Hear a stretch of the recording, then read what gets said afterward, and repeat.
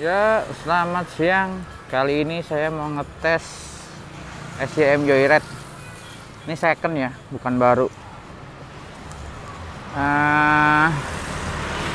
Ini kuncinya. Dia sudah injeksi 200 cc. Ya. Kita tes jalan ya.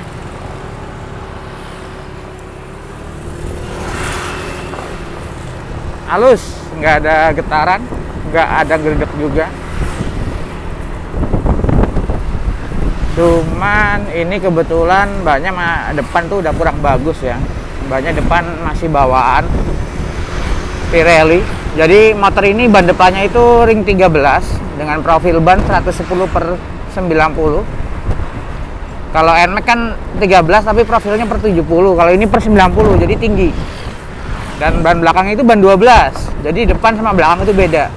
Depan 13, belakang 12. Belang ya. Cuman yang ban belakang ini sudah dipakaikan 130/70 pakai Zeneos Milano. Feeling saya sih kalau bawaan motornya pasti kalau depannya tebel, belakangnya tebel juga. Minimal per 80 lah, atau bisa jadi per 90 juga. Karena berhubung beli motor second ya, saya dapatnya seperti itu. Depan Pirelli 110/90, yang belakangnya Zeneos Milano 130/70.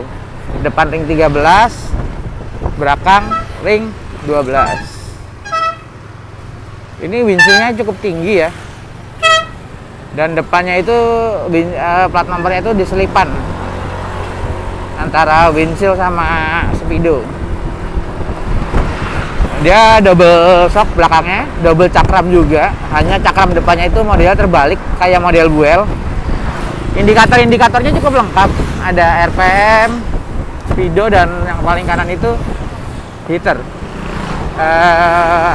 Kepanasan mesin ya, heat ya. Nah, indikator bensinnya itu pakai digital, odometernya digital, dan dia ada voltmeternya juga.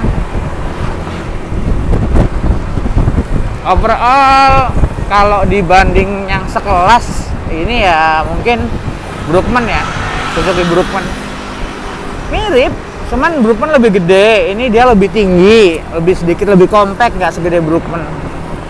Tapi kalau mesin saya bilang lebih halus ini dibanding Brookman kalau menurut saya, dan bensin juga lebih irit ini dibanding Brookman. Walaupun sama-sama 200 cc injeksi, ini masih dapat 133 sampai 135. Waktu saya pakai Brookman tuh paling dapat 125, 127. Kalau lagi luar kota 130. Ya semua sih kalau masalah bensin tergantung tangan ya. Kalau tangannya bagus ya irit ya. Intinya jangan digeber. Jadi diurut.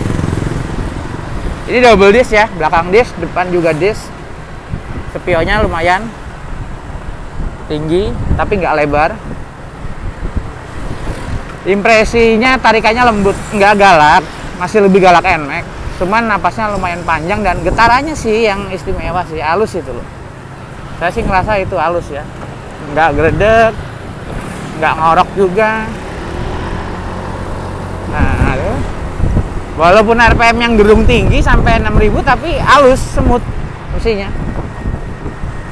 Dan itulah salah satu keunggulan motor Matic Taiwan. Kebetulan nih SCM ini kan masih satu keluarga ya sama Kymco ya. Kalau Kymco kan Kwangyang Motorcycle. Kalau SCM ini kan Sangyang Motorcycle.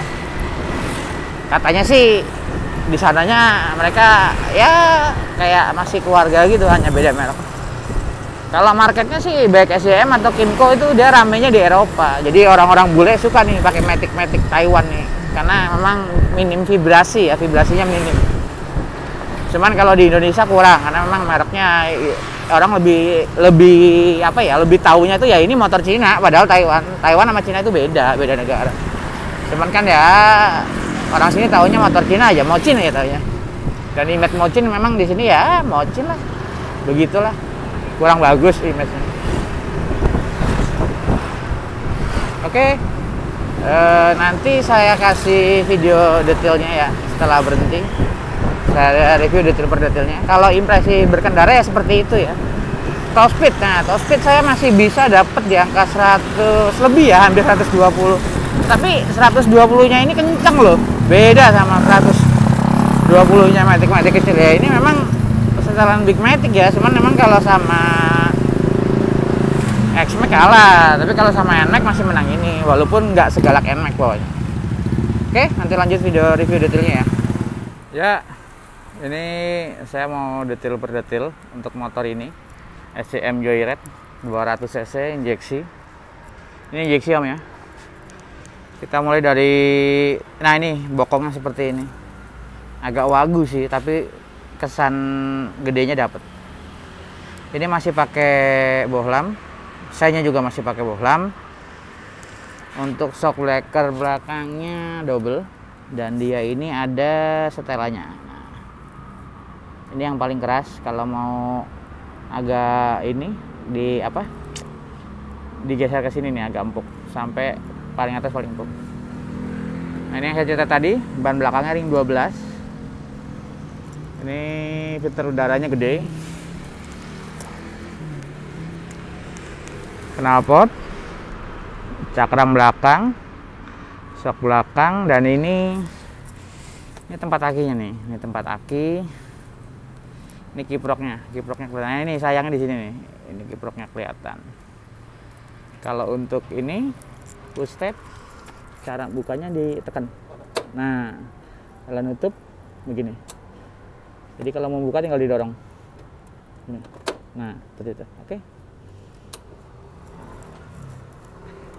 Ini water pumpnya, layar knalpotnya ada pelindungnya, belakangnya ada senderan nih. Jadi kalau istri saya diboncengin, dia bilang enak nih bisa nyender.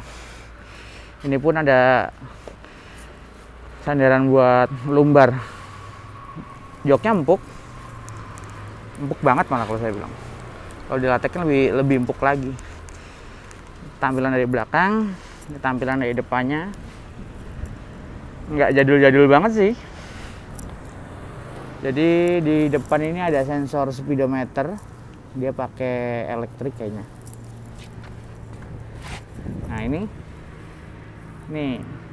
piringan cakram depannya di kiri ya, dan dia itu modelnya kebalik.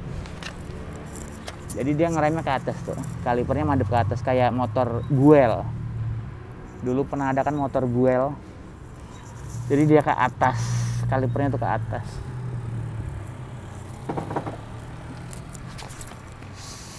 Shock depannya gede ya, diameternya ini 33 apa 31 gitu. Pokoknya dia waktu kemarin ganti seal sama kayak Ninja. Seal shocknya tuh sama kayak Ninja. Nah, untuk bohlamnya pakai H7. Jadi nyalanya satu-satu. Kalau lampu jauh dia nyala dua-duanya, kalau lampu dekat nyala sebelah. Masih bohlam juga, lampu senja juga bohlam. Lampu sayanya pun juga bohlam. Nah, ini untuk depan ini nggak ada dudukan platnya. Jadi platnya ditaruh di sini nih, diselipin. Ini udah dirubah variasi pakai pelindung handle. Aslinya sih dia hanya balancer bulat ya, kayak model PCX. Ini panel-panelnya, RPM, lampu jauh, ini indikator oli, di sini digitalnya. Nah, ini digitalnya.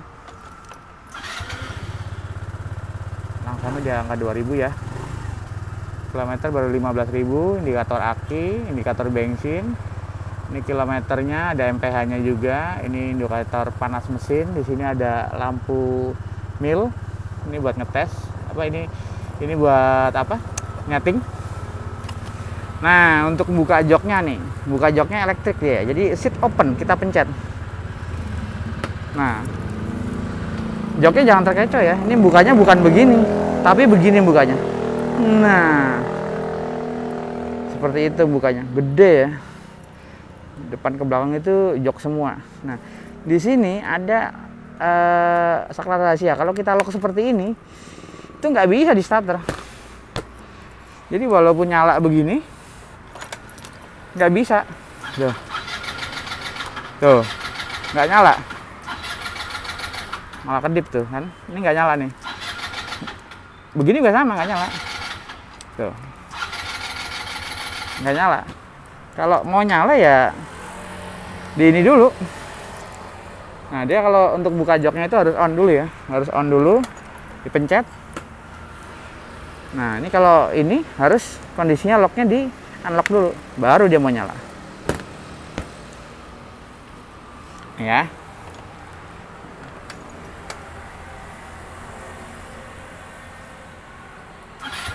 Nah, jadi itu switch rahasianya. Ini sudah cakram depan belakang. Nah, untuk buka bensinnya begini nih, buka bensinnya. Kita matikan dulu. Kalau kita kunci setang, itu kita harus tekan dulu. Nah, ini kunci setang. Tapi kalau buka bensin, kondisi di off, kita nggak usah tekan. Kita ke kiri aja. Nah, ini bensin di depan nih. Nah, tuh. Bensin di depan. Tekan.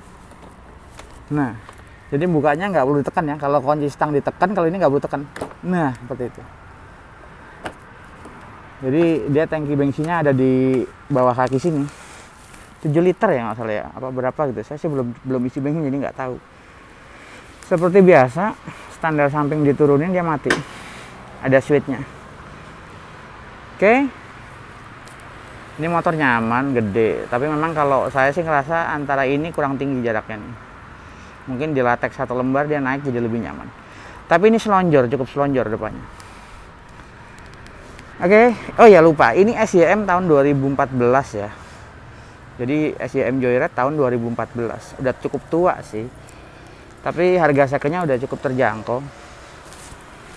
Saya beli ini nggak nyampe seharga Honda Beat baru, masih lebih mahal beli Honda Beat baru sih dibanding beli ini second. Ya, semua itu balik ke pilihan ya masing-masing ya.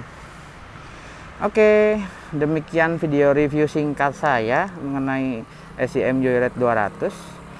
Semoga bermanfaat dan jangan lupa ya klik subscribe serta like-nya. Thank you.